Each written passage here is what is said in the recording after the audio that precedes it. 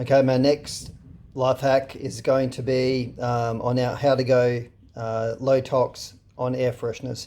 So air fresheners are basically one of those ones that you really want to avoid if possible. Have a look at some research on fragrances and air fresheners, and I'm sure you'll get the picture. If I read once again from Dangerous Beauty, PhD Peter Dingle, he writes in his book, exposure to fragrances has been associated with a range of health effects, including allergic contact dermatitis, asthma, and asthmatic exacerbations, headaches, mucosal symptoms. He also says that fragrance as a whole is considered a sensitizer and an asthmatic trigger. Over the past 20 years, fragrance contact allergies have become an increasingly global health problem. Many scientists attribute this phenomenon to a steady increase in the use of fragrance in cosmetics and household products.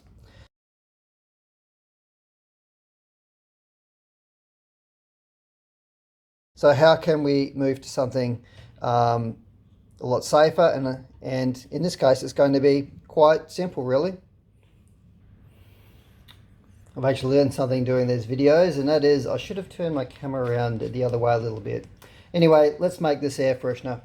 Really simple. We're going to use a witch hazel extract, and this could make up anywhere between 20% to 33% of the total air freshener.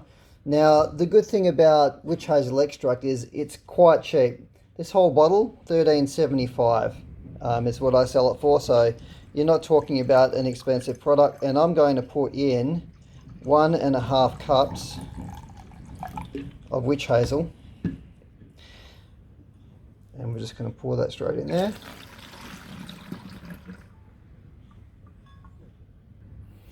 And next I'm going to add 3 to 3.5 cups of water, which will take that bottle quite full. Whoops. Actually very full. There we go. I'm actually going to tip a little bit of that out. There we go. So that's quite a full bottle there. So that whole bottle is about 500 ml. So what we're going to do now is we're going to make up our air freshener. Now, you'd probably want to add to that size bottle around about 30 to 40 drops of essential oils.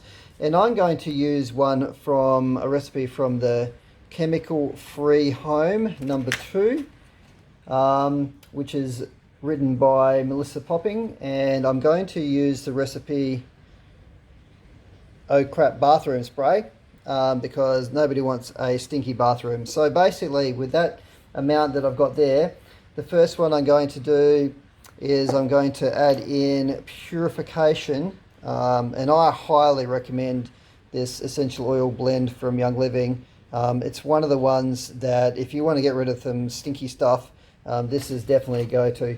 So we're going to add 20 drops into that.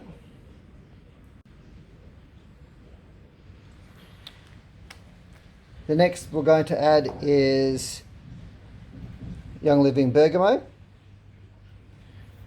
And Young Living Get There, we're going to add 5 drops of that. 1, 2, 3, 4, 5. And then we're going to add some geranium, and we're going to add 5 drops of geranium.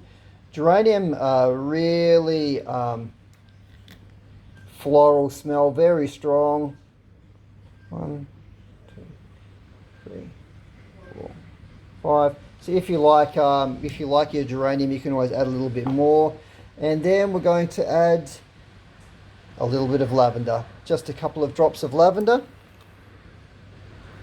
1, 2, and that's it. That is your bathroom spray, 500 mils, no toxins, and just made from a few essential oils and some witch hazel and water. So, you know, 500 mils, and it's cost you barely anything. And you're also reusing a spray bottle. So there we go. Doesn't get much better than that. Just a little, as a little caveat on the air freshener, the good thing about making your own air freshener with real essential oils is where you know where those essential oils, where they came from, you know, where they were grown and all that sort of stuff, and how the oils were made. You end up you knowing that you can feel safe that those ingredients in your air freshener are actually going to not only get rid of the smell, but actually benefit you health-wise as well, rather than do you harm.